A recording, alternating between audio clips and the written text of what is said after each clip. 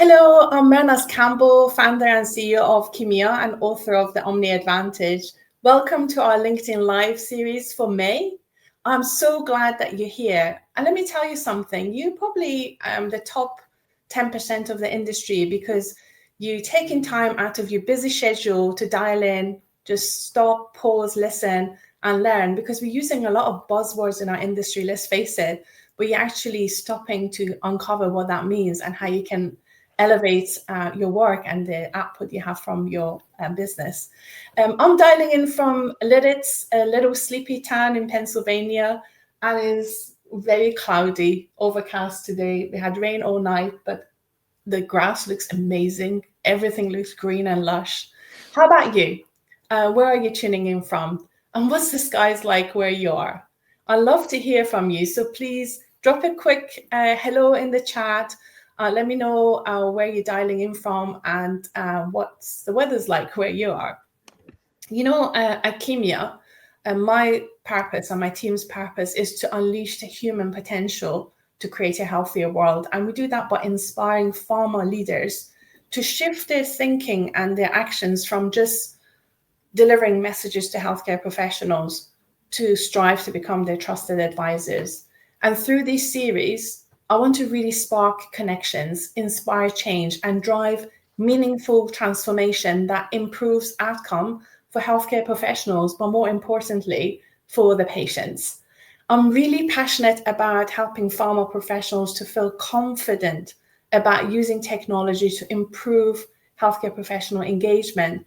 And that's why I've been interviewing inspiring leaders to learn from them and tap into their experience and give them a platform so they can share their expertise and insights with you. Now, today, I'm really thrilled to welcome Katie and Fee Edwards and Katie Langdon, who are sisters and founders of Skin Blister, the agency that exists so that nobody feels lost in healthcare. Hi, Katie. Hi, Fee. It's really great to have you here. Thank you for joining us today. Thank you for having us. Thank you so much for having us. Very excited to be here. Oh, me too. Me too. I was going to say, before we dive in to ask you questions and tapping into your expertise, let me tell everybody a little bit about you, two amazing sisters. Let me start with you, Fee. Fee's a founder and managing director. She's really passionate about impactful communications that really help improve lives.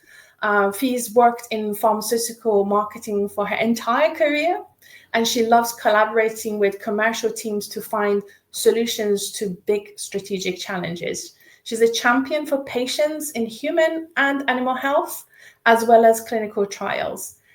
She's an empathetic leader who advocates for remote culture, and Fee is determined to retain amazing talent within the creative industry. So no matter what life throws at her or anybody else in the company, it's really good to have you here, Fee. Thanks. So let me tell you about Katie Langdon, who's the founder and creative director. Katie is an innovator with huge passion for omnichannel content. She leads with purpose and will always speak her mind with kindness, of course. Katie is a master of making complex information and marketing, making it meaningful, accessible, and useful for everyone. And her creativity work is amazing because she won national and international health and wellness awards along the way. And she's always looking one step ahead to inspire her team and client partners to consider the potential to use AI for good in healthcare. So both sisters, Fee and Katie, are on a mission to put the care back into healthcare communications. So I'm really delighted to have you here. And I was going to say, usually when I introduce our amazing speakers, I like to reflect back to see how we first met. So Katie, let me start with you. Do you remember how we first met? Of course. I first met you, Mehrnaz, at your book launch, which I think was a year ago in January. And it blows my mind that we've only known each other for that short amount of time. And I actually dug out your book before the call today. And inside it, you wrote me a message, which I still think about most weeks, I think, ever since we met. And it says, "Here is to taking massive imperfect action, Mehrnaz." And that really stuck with me. I think your book's amazing, and I think everybody in the industry needs to read it. It really helped me understand what omnichannel was for the first time. It really opened my eyes, and I love this idea of taking massive imperfect action, because as you said in my intro, I love to really try and change the industry, and both Fee and I want to leave it better than we found it. And to do that, we don't need to be perfect, but we do need to take action to make change. So thank you so much for having us, and I'm so glad we met a year ago. It's been lovely, and you've supported us ever since. Well, thank you so much. That means so much to me, because, you know, we have something to say. You write a book, you put it out there to the universe, and you don't know how it's going to be received, but you just made my day to see that it's impacted on you, and you are taking massive imperfect action. I just feel so proud that I've, you know, played a part in your amazing journey. So thank you for sharing that with me. And I can't believe we met just about a year ago, because since then we've met in Women in Pharma Inspire event. We met recently in London. I watched you go on the stage at the PM Society, pick up the amazing award that you won.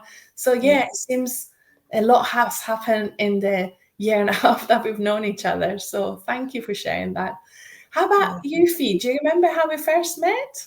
Yeah, so I think Katie came home from that event where she'd met you for the first time, and she was like, I met this most incredible woman, Fee, you've got to meet her. And I think we were just going to try and catch up. But then in the interim, Skin Blister, our team, was asked to go for a potential pitch opportunity at a pharmaceutical company that Mehrnaz you'd worked for before. So we very cheekily asked for your help, and we said, would you mind if we just run a few things by you? Can we ask you some questions? You know, we'd really like to understand how this pharmaceutical company works, what their goals and objectives, their pain points are. And we jumped in the call, and I just remember, I think at the time, Katie and I, to be quite frank with you, were feeling a little bit wobbly, maybe a little bit of imposter syndrome, like, oh, can we do this?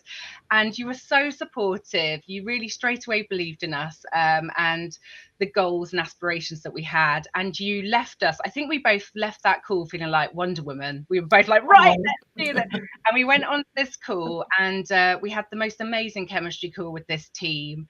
We then went forward and did a fantastic and very innovative pitch process. And we started working with them, and actually we were on stage with them, like you said, and I've got the award here. And honestly, I think a lot of that is down to you, Mehrnaz, and we really felt like you had our backs, and you were kind of behind us, willing us on. So thank you. And I feel like we've known each other years, but actually it's been quite a short time. So can I tell you, the only thing I did, I honestly put my hand on my heart to say, the only thing I did, I held a mirror so you could see what I see and other people see in you. And I think maybe I'll help you overcome your imposter syndrome, because when you went in there, you were yourself, and you did what you're best at, because you were relaxed and you were like feeling good on your shoes, you know, feeling confident. You did it. The only part I played in there was I helped you unleash your own potential and just be you. You are amazing, and I'm really proud of you and the work you've done. And it was so good that stood out as an example of best practice in the industry. But I just held the mirror at you so you could see your own potential. So I'm proud of you, and I know you've been really generous, but I actually think it was you who did it. So thank you for being so kind. Paul, we've got you here. So we want to give you a group hug too. And it's really good to have your support here. So anybody else is listening, please put in the chat where you are, and, you know, any comments you have about the show. And in fact, I wanted to say I've got a bunch of questions ready to ask Katie and Fee, but this is not just about me. This is a live event, and it's so much more engaging when you focus on the audience questions. So with this expertise of these two sisters in storytelling, marketing, and human connection, here's your chance to ask them any questions that pops in your mind. Please write them in the chat. And if you enjoy what the sisters share, give them thumbs up or comment. If you don't like what they say, please challenge. We like a little bit of challenge, and we bring you into the conversation. So as I said, I love to hear your thoughts, and I really love to have your contribution in this conversation. So to get things started, and yeah, we've got another comment from LinkedIn users saying, singing your praises, saying you two are amazing, and they agree with what I shared. So that's another endorsement for you, Fee and Katie.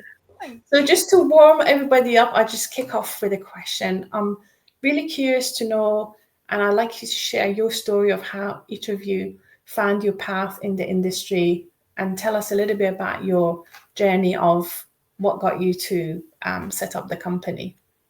Oh, thanks, Mehrnaz. Well, to be honest, I think we were born into pharma. I wasn't very impressed when I first met Katie. I was 13 months old, in the hospital, and she was making a lot of noise, and she, to be quite frank, bombarded herself into my world. But I think growing up, realised that there's nobody that can push and inspire me like Katie can on this whole planet. So I'm very proud that you did turn my world upside down, Katie. But we were born to doctors as parents. So both of our parents are family doctors. And to be honest, we were in the doctor's surgery probably more than our own home growing up. We'd always worked there at weekends and the school holidays. I loved working on the reception and really getting to know the patients.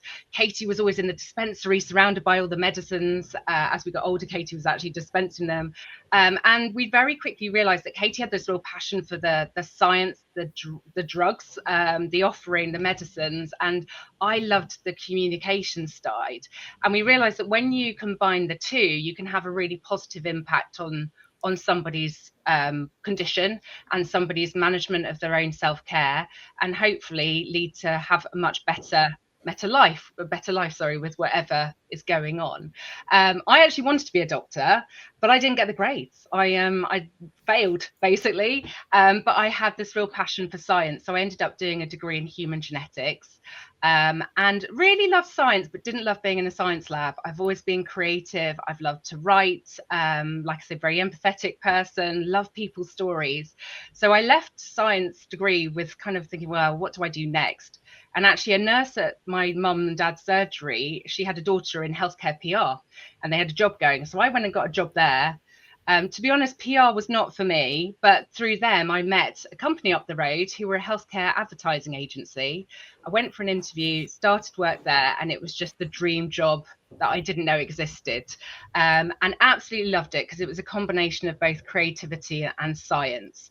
And I worked there for many years and then got married and started to have children and actually went freelance. I was trying to find the best place to work, and loved getting to meet lots of different people and seeing how different agencies worked. And I had my first child, who's now 15 and much taller than me. But with my second pregnancy, it didn't go according to plan. Went into my 20-week scan and was expecting just to kind of say to them, please don't tell us the gender of the baby. We don't want to find out. We want a surprise. And suddenly the sonographer was asking me questions about, did my eldest child, did he grow properly? Was there any problems with that pregnancy, etc., etc. A consultant was brought in and our world basically changed because we were told that our baby wasn't developing properly and could potentially have a very extremely rare condition. So over the next 10 weeks, I went up and down to King's College University Hospital in London. And each appointment, I really pushed. Because of my background, I was so used to engaging with healthcare professionals. I pushed to ask the right questions. If I didn't understand anything because of the stress of the moment, I could go home and see my parents and they would explain things to me. And, I could really understand what was going on. Sadly, when I was 31 weeks pregnant, I actually had my little baby boy, Lincoln, was stillborn, and he was very severely disabled. And I think, although that was the hardest point in my life, I reflected on it that I was actually in a very privileged position because of all of my background, my understanding. And I didn't want anyone else to feel lost in healthcare like I had at that time in my life. And Katie really helped me through that. She rebuilt up my confidence. We worked together at an agency and we loved working together. And we're like, actually, this really works. But I then went on to have a rainbow baby, Jensen. He was born a year later. And then I had my youngest, who's just turned 10. And then after that, Katie was like, right, family's done. Let's have one last baby. And that's when Skin Blister was born. Really on that mission. And I think that's why I'm so passionate about accessibility for people. That's why I'm so passionate about the patient side of things, and also about really supporting healthcare professionals to be able to have those really challenging conversations, you know, when it can be such a turning point in somebody's life, and just try to leave the world a better place. So Fee, thank you so much for sharing that personal story. I just felt quite emotional as I was listening to you.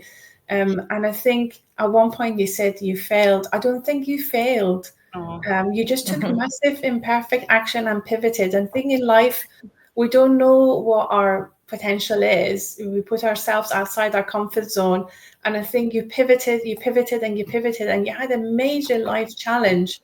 And that, again, you didn't turn back, you pivoted and, you know, went through it.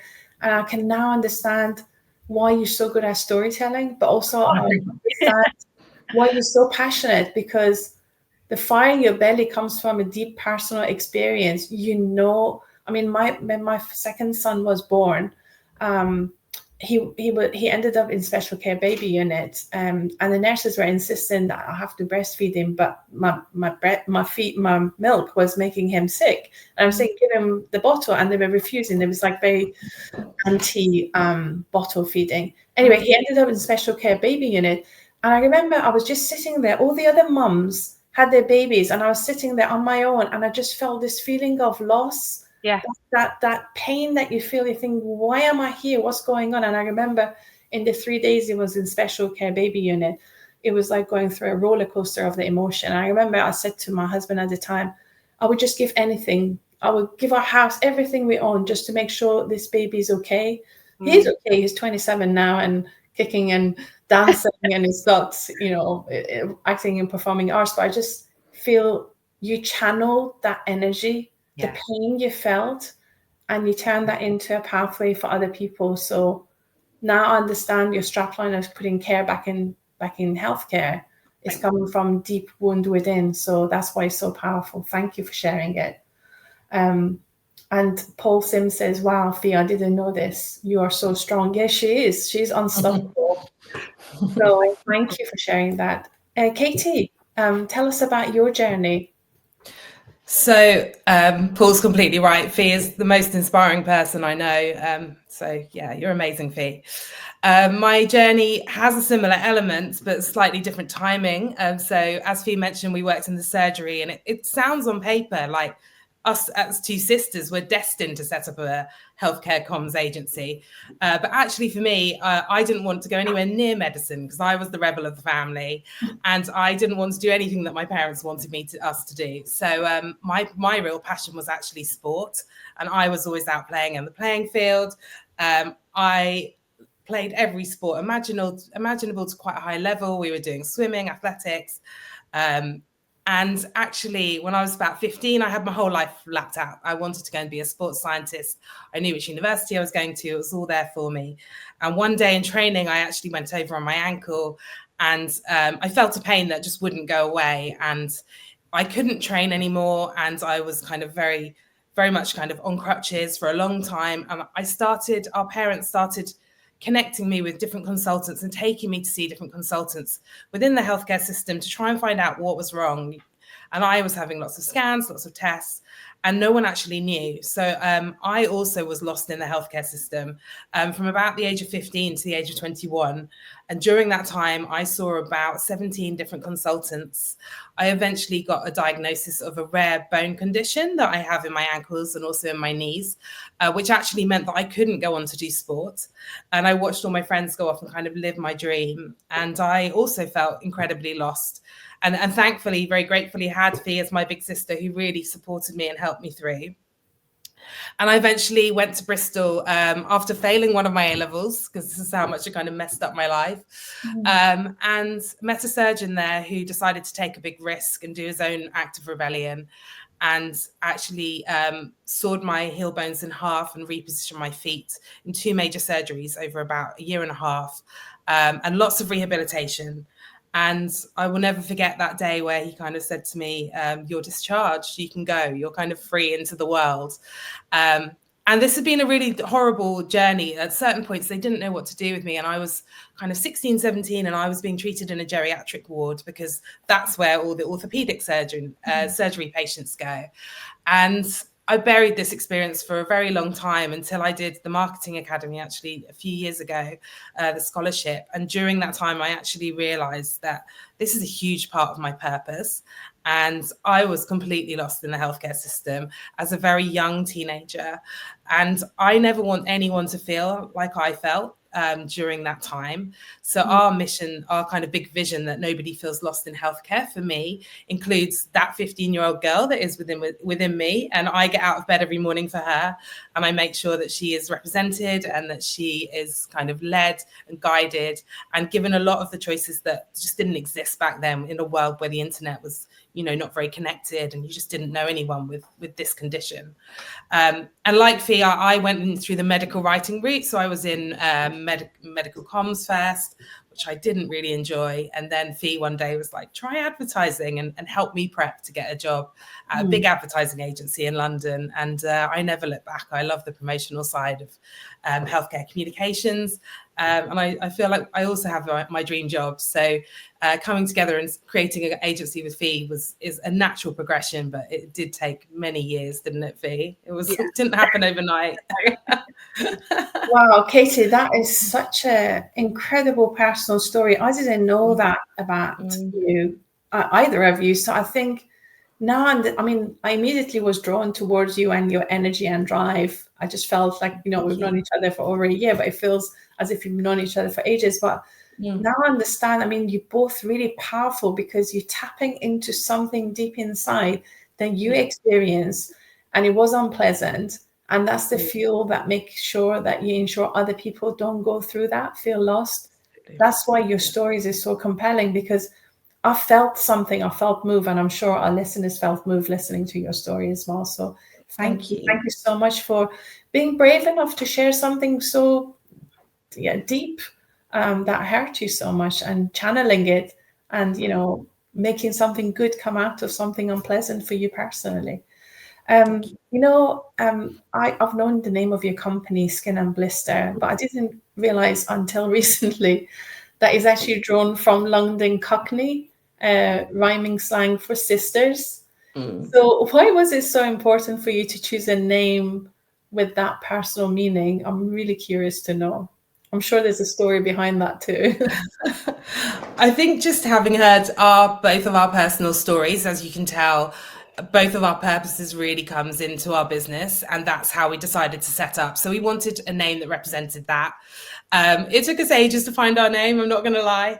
But I think also Skin Blister for us, if you don't get the double meaning, it's got the lovely healthcare link, and we only do healthcare. We only do healthcare marketing, and also it's a bit of a rallying cry, and it sounds a bit different to the other agencies that are a lot of acronyms, or the other ones that you find sounds a bit creative, which we always look for in a name.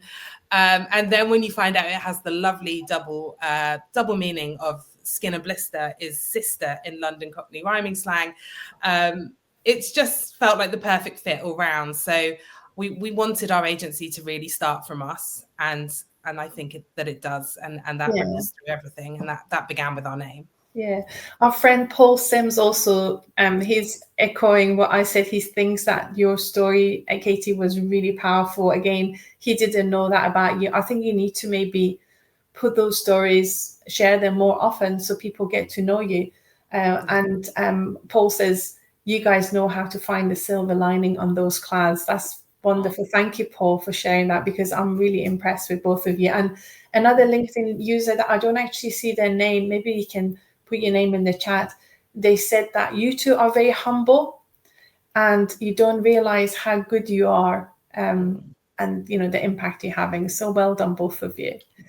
I love the audience. Paul, feel free to ask a question from Fee and Katie, and anybody else listening, please ask a question. But I was going to kick off with another question. You adopted the remote first model from a very, very beginning. And I love that, to be honest with you. I'm just curious to know what motivated you to go down that path, and how has that shaped your culture and the success you've had in Skin Blister? It began from a place of necessity, in that Fee had 3 kids and lives outside of London, and I live in London and I'm child-free by choice. And that's really where it started. But actually, it's evolved into so much more. We basically realized, this is before the pandemic, quite a long time before, that all the tech exists. So in a digital world, you can be remote and you can do everything that you need to run a business if you've got the right tools in place. So things like Slack, they are our office, and the whole team worked so hard to almost use it to its highest potential. I've never seen anyone else's Slack like our Slack is, but we couldn't function literally without the emojis and gifts that we send each other every day. So you need to have the tech in place. We also prioritized culture and went for a remote first in every setting and every process that we did.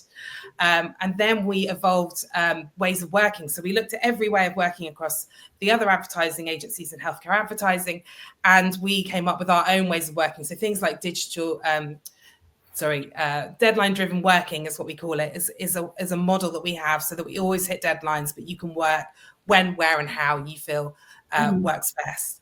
And so it's culture, it's prioritizing mental health to make sure that everyone's okay. We do a lot of check-ins of how everyone's feeling. And the benefits of this for the team and for our clients are just phenomenal. Like, I've never felt closer to our team, and we have team members all over the country, right from Scotland down to Devon. We also have a team in Spain and New Zealand as well. And I think that goes to show that culture is solid and that you can be creative in a remote first environment, and anything is possible if you just put your mind to it and work hard at it. Yeah. That's brilliant. Fee, do you want to add to that? Yeah, the other side of this, and this is an area we're really passionate about, is that there is an incredible pool of talent in our industry that leaves because of life and things that throw at you. And it could be that when you become a parent, you can't commute into London and do the long hours. I mean, agency life is not 9 to 5, it's 9 till 9. Plus often, people want to be able to go to their kids' assembly or be able to do the school run or go to sports day, and that's really important, and work should not get in the way of that. There's also people that are carers for their loved ones. We have people on the team who have health conditions and might need to go to regular appointments. We've had marathon runners on our team, and actually, unfortunately, especially for women, in the winter, doing your really long run after work is not safe to go out and run late at night. Encourage people to do that in the day, during the daylight, flex around, what life is and put work around it. And it's just, and also a creative brain. Some people are really, really creative at night. I know Katie and I are real night owls. Some members of our team are up at 5 a.m, and that's when their ideas spark. Often your best ideas happen when you're in the shower or you're walking the dog. So you don't need to be at your desk all the time to be creative and to be working. And so we want to offer this to everybody, and actually we've got so many people on our team who work for us who probably wouldn't if they didn't have this deadline driven approach and flexibility to life. And quite frankly, it's just such a loss if that talent goes away. So why not embrace it? Yeah, I love that. I really see what you're doing and what you're doing. And then just to add to what you said, I think people talk about time management. I think time management is futile because time goes. What you need to do is energy management. And if you give people flexibility to work remotely, first of all, you're trusting them, which is a big ticket because people feel trusted. They're not going to let you down. But the other thing is they work to their energy. Sometimes some people are more energetic in the evening. Some are more energetic midday. Some are more energetic after being out for a walk. So then people manage their own energy and are trusted to deliver the work. And I remember when I first moved to US, I was working remotely in UK. That was 2017. It wasn't really fashionable to work remotely then. And I noticed another difference. Like, I was working in marketing. So we had a Monday marketing meeting. And from Monday to the following week, when we'll have the next catch up, I would get so much done because I was working in a different time zone. So after 12 o'clock, my time, everybody in the UK would finish. So I would be able to work uninterrupted in the afternoon. And then we'll meet the following meeting. Every other marketeers in the team had been in meetings, taking more actions, but not being able to do it. So having that flexibility allow you to actually get work done rather than get tangled up in corporate meetings. So I think you're really smart to give autonomy and freedom for people to use their own genius zone when they feel is more ready and available. So thank you for sharing that. So I was going to ask you, we talk about omnichannel. In your view, what does omnichannel healthcare communication truly mean? And why is it so important in today's pharma landscape? for people to get their arms around it. Yeah, I mean, it'd be interesting to understand other people's perspectives. I think so many people say omnichannel and it means something completely different. But to me personally, it's the word seamless. It's really trying to make lives easier all round, and to do that together, so that everybody can actually get better and succeed and shine. So in my head, it's really about this seamless. It shouldn't even feel about the channel, to be honest. It should feel about what's the problem that you're trying to solve? What are the pain points? What's keeping people awake at night? Then how do we go about solving those? What are the really important things for people to understand through that process? And then where are those people?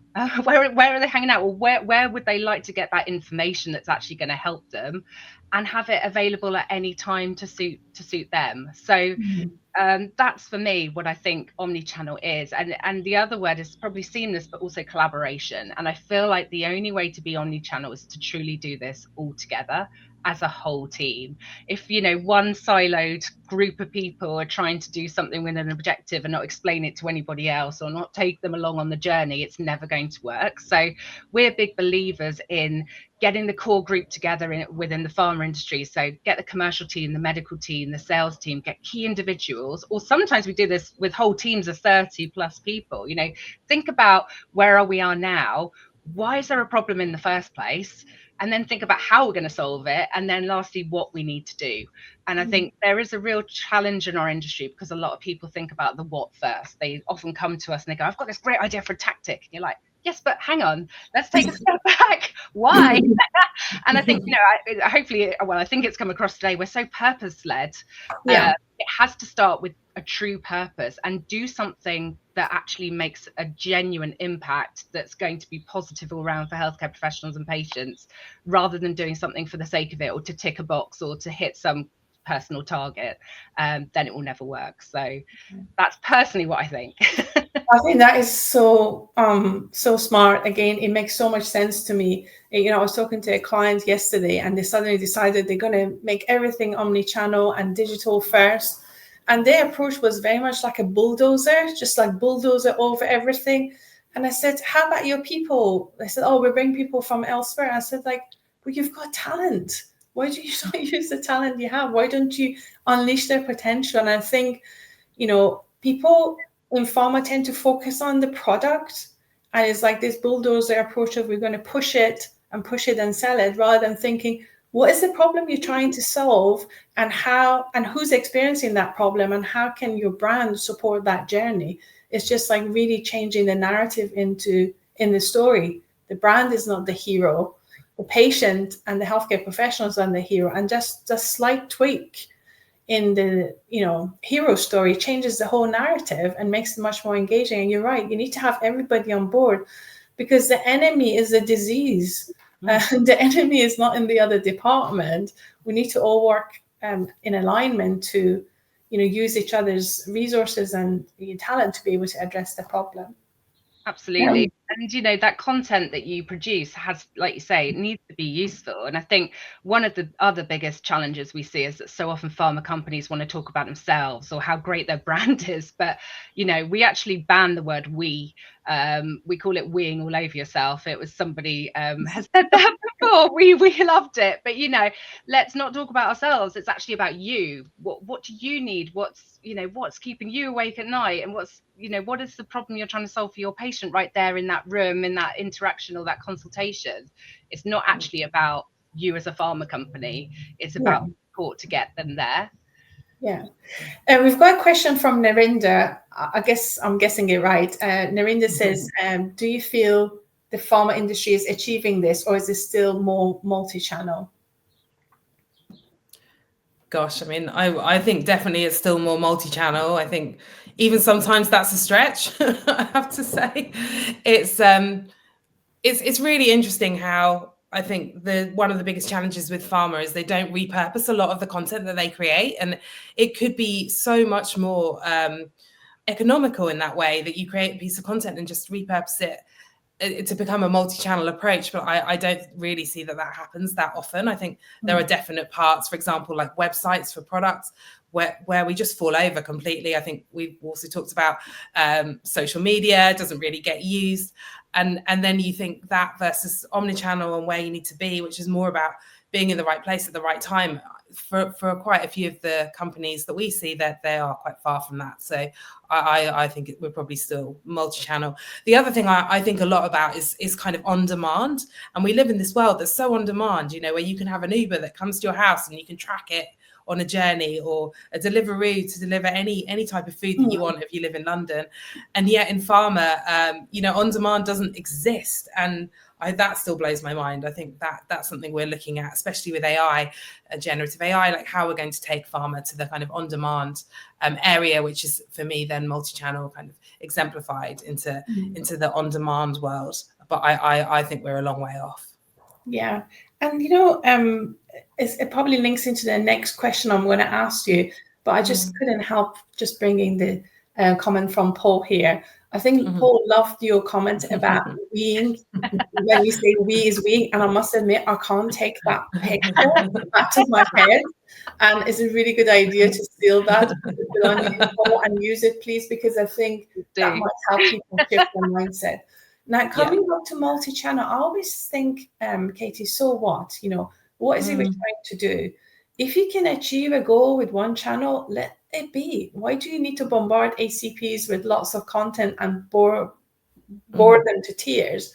But I think what's key, and I think for me is a key difference between omni-channel concept and multi-channel, is the channels are integrated and the communication is two-way. And that brings me to my next question, because to do that effectively, you need to have a really robust approach to gathering deep, authentic insights to be able to deliver measurable results for your clients. So I'm really curious to know, how do you approach that to make sure that you draw meaning out of the data and act with insight rather than just throwing and see what will stick? Yeah, insight is so vital to do, and sometimes people try to jump that step, or they'll base it on market research that was done 3 years ago or something and go, oh no, that's fine. It's not. You need to know the here and now, what's actually happening. So you would go about gathering insight in a number of different ways. The best way is to talk to your target audience, interview them, get a really good sample of speaking to your specialist healthcare professionals and to the patients as well, if you're able to. And you can do that in a number of ways. So sometimes it's face to face, sometimes it's over the phone. We've done surveys and stuff in the past. You can also do a lot of social listening. Social media is an absolute goldmine for insight. And I think this is one of the barriers we have in pharmaceuticals. We will proactively try to share with our clients what patients are talking about or what healthcare professionals talk about. There's some amazing healthcare professional influencers on TikTok and things now. And you look at what they're saying, and then the comment section is just incredible. You can learn so much, but so many of our clients won't even look at it. And I actually think this is a problem for our industry, because we're not getting that real deep understanding. I know there's a challenge with adverse event reporting. We will always do that, for the adverse events that we see, but it's something that everybody's got to get. We've got to get better at, because people are out there talking, especially people with rare conditions. They feel so isolated. They build whole communities, and it's just amazing what you can learn and also see when they start to use some treatments, how their journey is on that as well. We also use AI as well. AI can really help you speed up some of your insight gathering as well. And of course, the pharmaceutical companies often that we work with will put a lot of investment into doing great market research as well. So I'd say it's a real combination of lots of different factors, but it's trying to stay current with it and trying to stay one step ahead and ask really good, insightful questions. That's really good advice. We're actually launching a new brand for one of our UK clients.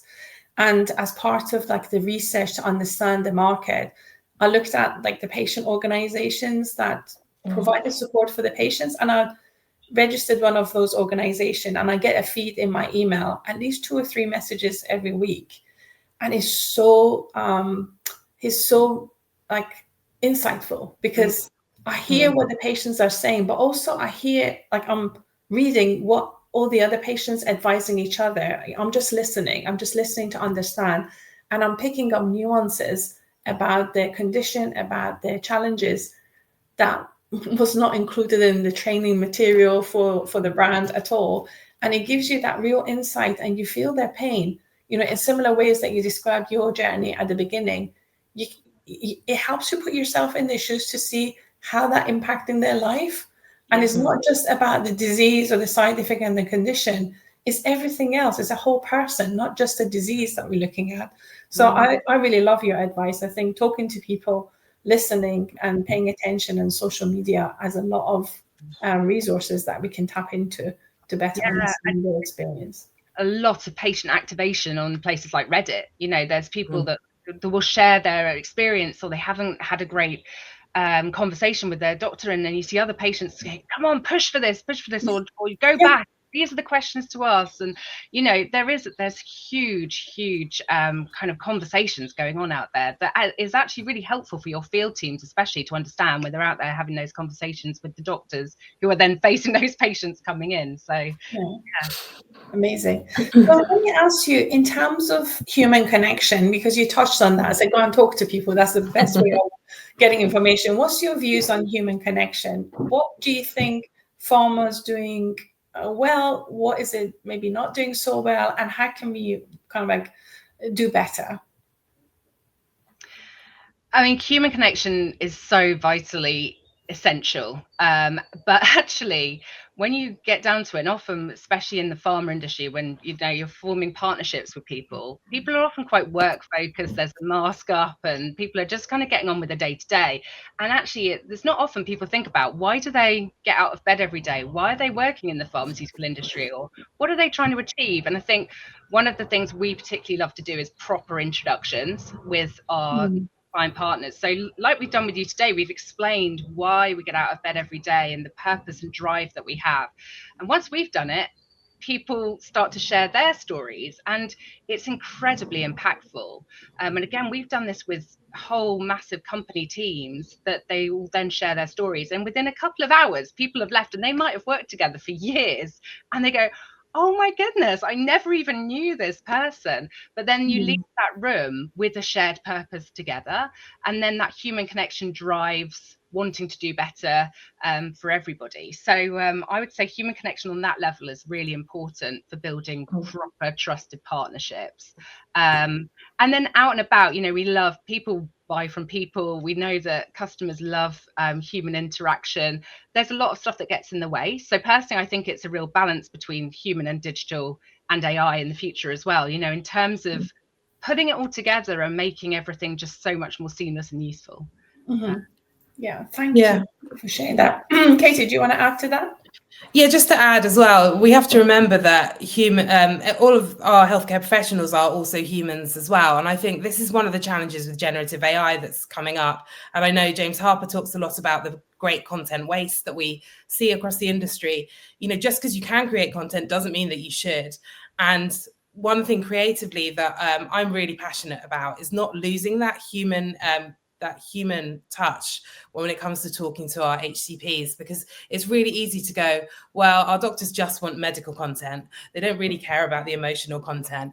And time again, you know, we go and meet patients, or we meet the people that they're treating. We create these really emotional, impactful, big patient stories, big film shots, beautifully done. And the impact that it has is actually massive, because the people that we are talking to, the doctors, they are human, and you need to have a balance of both.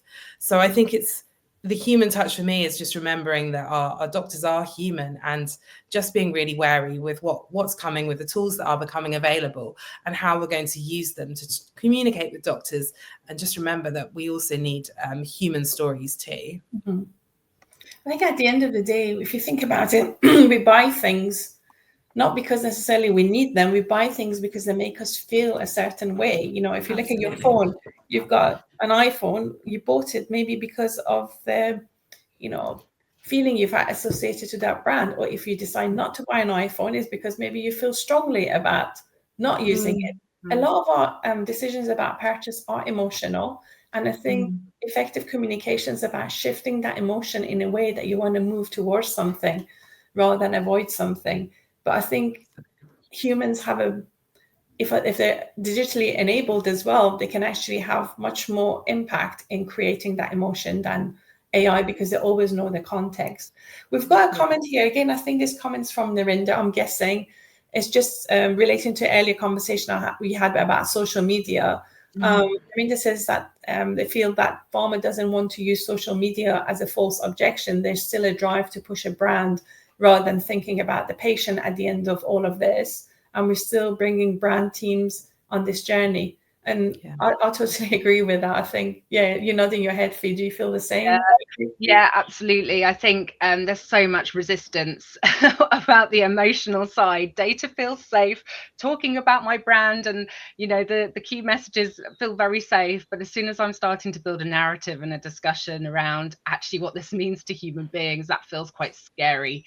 And again, this is why it's so important that everybody's part of that journey. We're really strong believers in working with the brand champions from Salesforce teams, just to make sure that everybody can kind of understand it, but also to help sell it into their colleagues as well.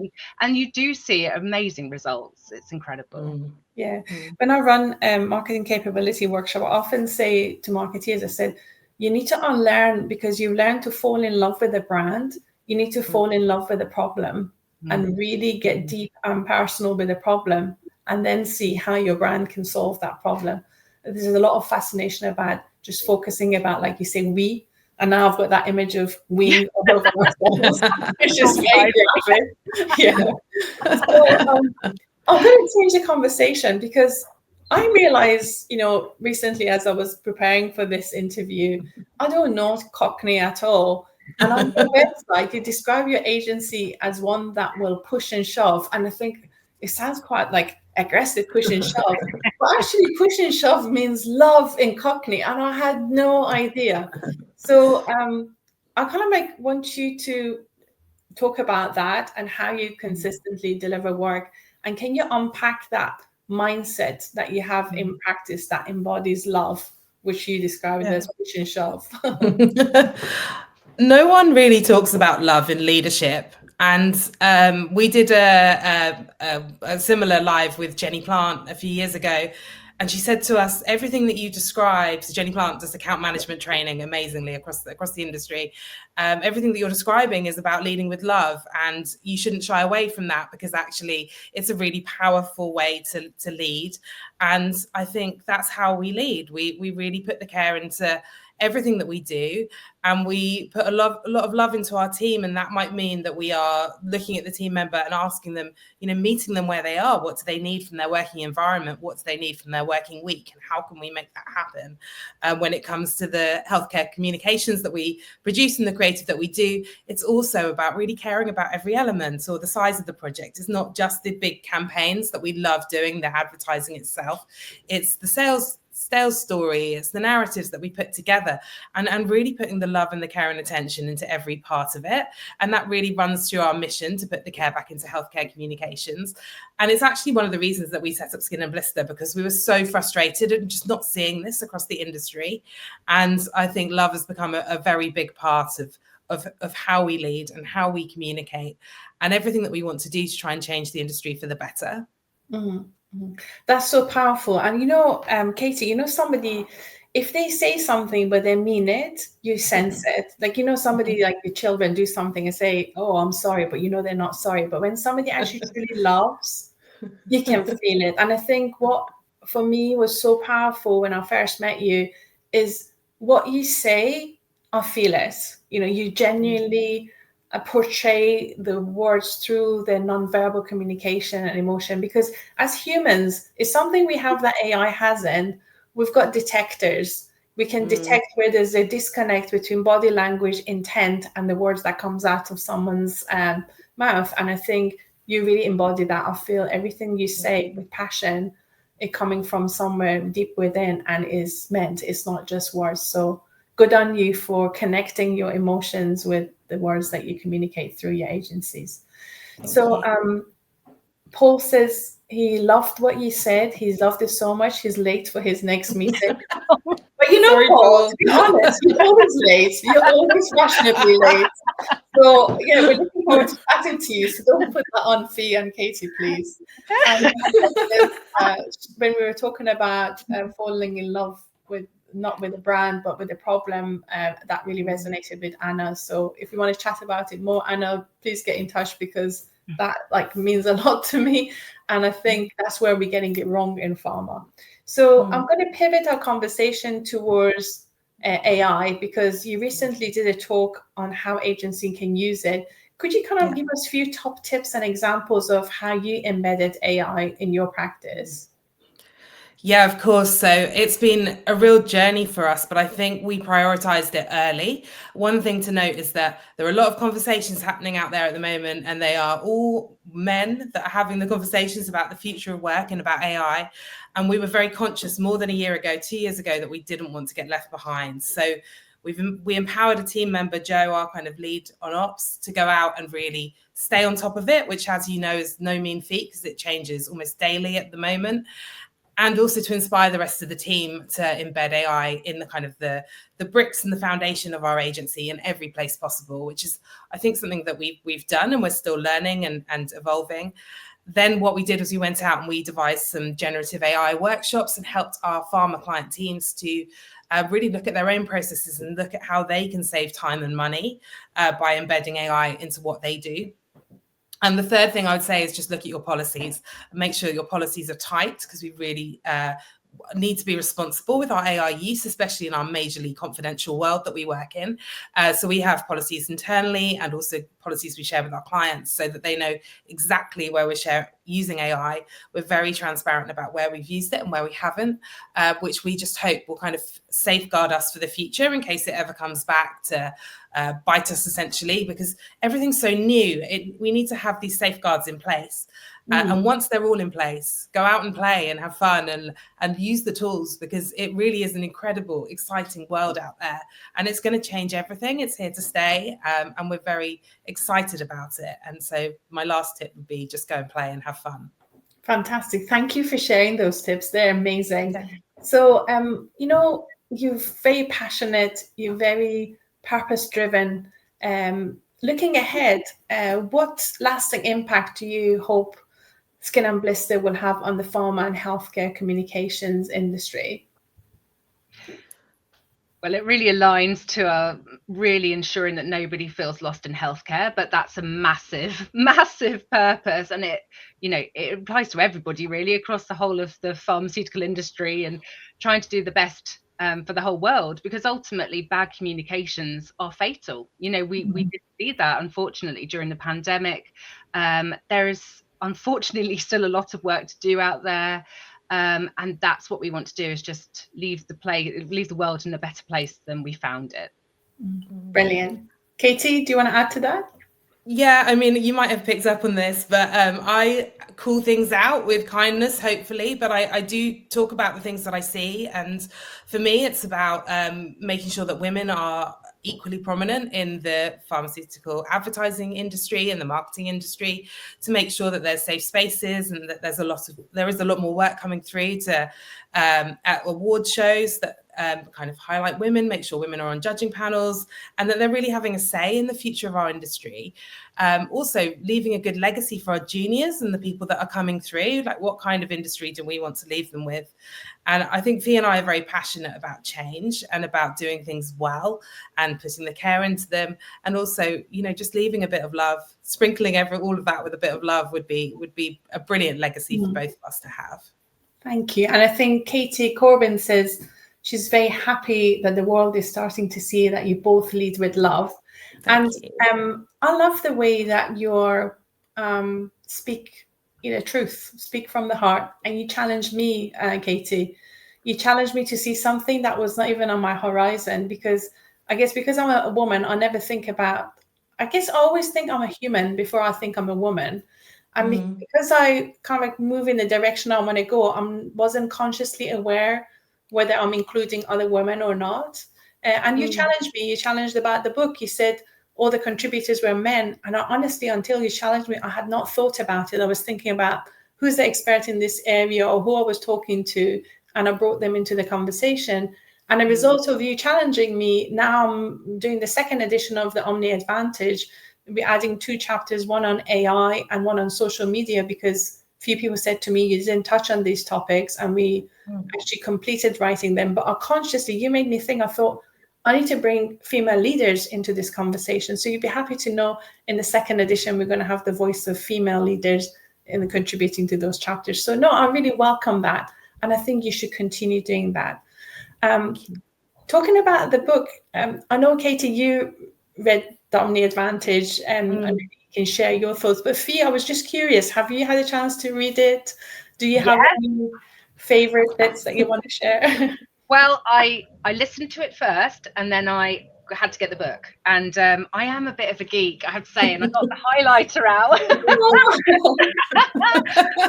I just love all the action points. And actually, to be completely honest, from our perspective, it's often quite difficult to understand the field force perspective as well. You know, often we're asked to go out on field visits, and they are so amazing. They stay with you forever, the conversations and the things you've seen.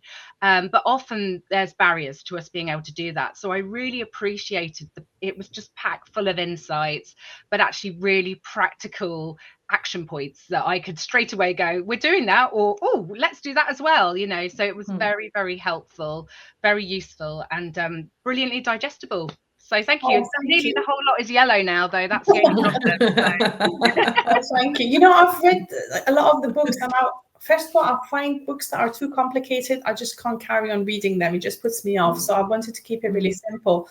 But I thought some of the books I read that had like summary points at the end, I thought it makes it easier, because I'm like you, I doodle, draw lines, and I often buy an audio book to listen to, but also I doodle on the book. So I'm so happy to see yours has got marks on it and you highlighted things, because it means that you're using it. It's not just a book that's sitting on the shelf. So thank you for sharing that.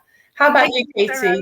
Just quickly, lastly, just to say thank you for sharing your stories in it as well, Mehrnaz, because I loved, you know, straight away thinking about you doing that London to Paris, you know, getting over the finish line. I knew the type of person you were just from reading that. So thank you for sharing your stories too. Oh, thank you. Thank you so much.